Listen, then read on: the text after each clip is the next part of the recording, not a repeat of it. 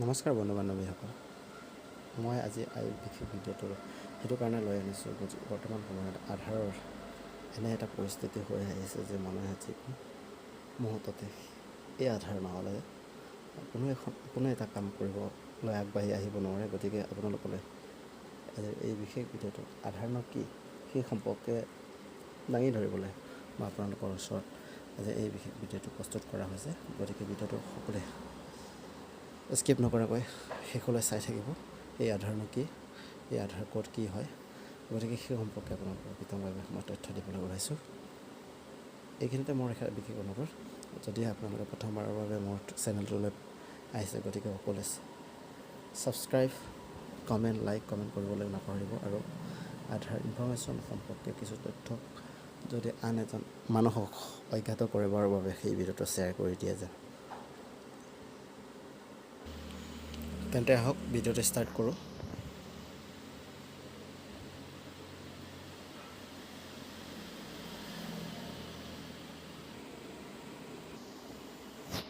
सूचना ডেট মিন ইনফৰ্মেশ্যন হয়। সেইটো প্ৰথমটো আছে আধাৰ পেহচান কা প্ৰমাণ হে। গতিকে আধাৰটো চিনাকিৰ এটা প্ৰমাণহে হয়, নাগৰিকত্ব নহয়। নাগৰিকত্ব কা নাহি হে। নাগৰিকত্ব বুলি ইয়াক আধাৰটো নাগৰিকত্ব কা নাহি হে। গতিকে আধাৰটো এজন ব্যক্তিৰ বা নাগৰিকৰ এটা পৰিচয় পত্ৰহে, যে আপুনি যে আমুকজন মানুহ হয়, বা সেই কথাটো উল্লেখ কৰিছে যে আপুনি এজন আমুক নামৰ আমুকজন মানুহ হয়। গতিকে সেই কথাটো প্ৰথম পইণ্টত উল্লেখ কৰিছে। আৰু ইয়াত নাগৰিকত্ব নহয়, নাগৰিকত্ব কা নাহি হে। গতিকে নাগৰিকত্বৰ হিচাপে ইয়াক চিহ্নিত কৰিব নোৱাৰি। গতিকে সেইজন ব্যক্তি যে ভাৰতত আধাৰ বনালে যে গোটেই ইণ্ডিয়াৰ নাগৰিক হ'ব বা ভাৰতবৰ্ষ বা অসমৰ নাগৰিক হ'ব, সেই কথাটো ইয়াত গণ্য কৰা নহ'ব। গতিকে আধাৰ থাকিলে যে ভাৰতবৰ্ষৰ নাগৰিক হয়, সেই কথাটো সম্পূৰ্ণ ইয়াতে প্ৰমাণ পত্ৰ কৰা নাগৰিকত্ব নহয়, সেই কথাটো প্ৰমাণটিত লিখা আছে। গতিকে 2 নম্বৰ পইণ্টলৈ আমি আৰম্ভ কৰোঁ। সুৰক্ষিত QR code, offline XML, online authentication से पहचान प्रमाणित है। গতিকে QR কোডতো উপলব্ধ হ'ব সেই আধাৰটো আপুনি সেইজন ব্যক্তি হয়নে নহয়, বা সেইজন আধাৰৰ মানুহজন মালিক হয়নে নহয়। গতিকে সেই বিষয়ে আপুনি QR কোডৰ দ্বাৰাও পৰিচয় ইয়াৰ সত্যতাটো নিৰূপণ কৰিব পাৰিব। গতিকে অফলাইন যোগেদি XML তেনেকুৱা এটা এপ আছে, এইটো অনলাইনৰ যোগেদি। গতিকে সেইবোৰ অফলাইন আৰু অনলাইন এই দুয়োটা মাধ্যমেৰে আপোনাৰ আধাৰটো মান্য হয়নে নহয় সেইটো গণ্য কৰা হ'ব। গতিকে এই দুটা ইনফৰ্মেশ্যন অলৰেডি আহি গ'ল। ইয়াত ইংলিছত লিখি দিয়া আছে information, Aadhaar is the proof of identity not of citizenship. গতিকে মই অথনি কথা কোৱাৰ দৰে আধাৰটো এটা প্ৰুফ আইডিহে। গতিকে আপুনি যে ইয়াৰ ভাৰতৰ নাগৰিক হয় বা এখন দেশৰ নাগৰিক হয়, সেই কথাটো ইয়াত গণ্য কৰা নহ'ব। গতিকে verify identity using QR code and offline XML। তেনেকৈ XML বোলা এটা নিৰ্দিষ্ট চেক কৰিব পৰা এটা এপ আছে। আৰু QR কোডৰ দ্বাৰা ইয়াক এই আধাৰটো হয়নে নহয় বা ভেলিড হয়নে নহয় সেই কথাটো দিয়া আছে। গতিকে নেক্সট এটা পইণ্টলৈ আমি গৈ আছোঁ। আধাৰ দেশভৰ মে মান্য হে। গতিকে আপোনাৰ আধাৰটো মোৰ দেশত বা অন্য এখন দেশত নহয়, অন্য এখন দেশৰ কথাটো ক'বলৈ নাযাওঁ। গতিকে আপোনাৰটো আমাৰ ইণ্ডিয়াত যে আপোনাৰ যে আধাৰ বা আপুনি যে এইটো প্ৰুভ কৰিব পাৰে মানে এইজন মানুহ হয়, এই কথাটো দেশৰ সকলো নাগৰিকে বা সকলো চৰকাৰী প্ৰতিষ্ঠানেই হওক, গতিকে মানি লোৱা হ'ব। সেই বিষয়ে এইটোত উল্লেখ কৰা আছে। এতিয়া 4 নম্বৰ পইণ্টলৈ গৈ আছোঁ। आधार कोई सरकारी और बेसरकारी सेवाओं का पता आसान बनाता है। গতিকে আধাৰটো চৰকাৰীয়ে হওক বেচৰকাৰীয়ে হওক গতিকে তেওঁৰ পৰিচয় পত্ৰটো অতি সহজভাৱে ক'ব পাৰি, মানে অতি সহজভাৱে এই আধাৰৰ দ্বাৰা উলিয়াব পাৰি। আধাৰে সেই কথাটো উলিয়াই দিব পাৰে যে আপুনি এই আমুক জেগাৰ মানুহ হয়, এই কথাটো উল্লেখ কৰিছে মানে। অৰ্থাৎ কোনো এটা বেচৰকাৰী বা চৰকাৰী সংস্থাসমূহত কিবা আইডেণ্টি প্ৰুফৰ কাৰণে আসান মানে একেবাৰে সহজভাৱে ইয়াক চিনাক্ত কৰিব পাৰি বুলি কৈ আছে।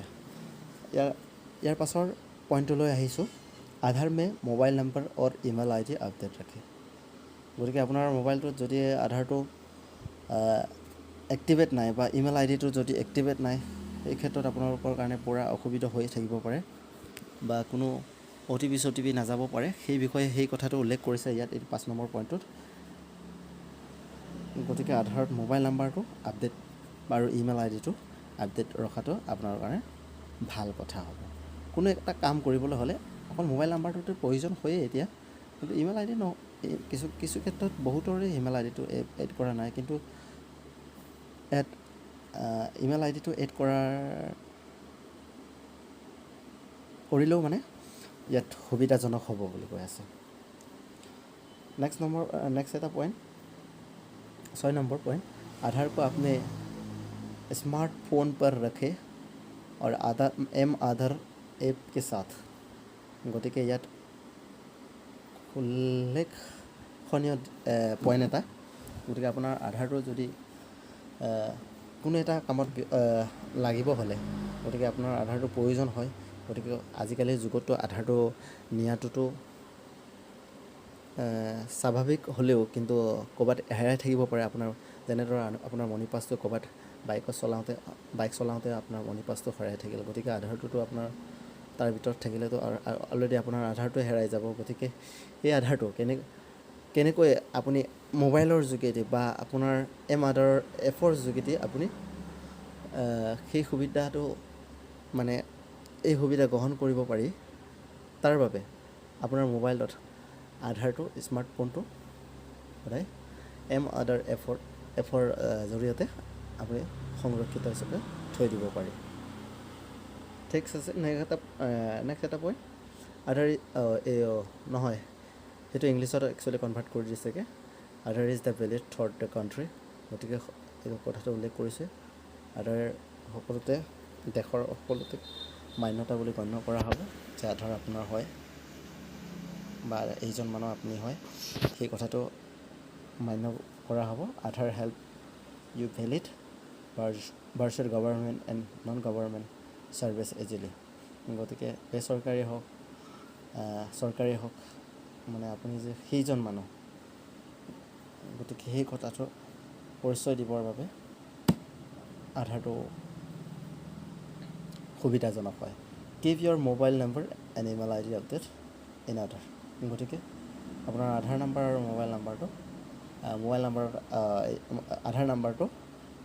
আপোনাৰ আধাৰটো মোবাইল নাম্বাৰটো আৰু ইমেইল IDটো আপডেট কৰিবৰ কাৰণে ইয়াত অনুৰোধ জনাইছে। গতিকে carry on Aadhaar on smartphone and use Aadhaar app. গতিকে আপুনি স্মাৰ্টফোনৰ যোগেদি আপুনি লৈ ফুৰিব পাৰে আধাৰ ডাউনলোড কৰি আপোনাৰ নিজৰ আধাৰটো। গতিকে সেই কথাটো আপোনালোকলৈ মই আজি দিলোঁ।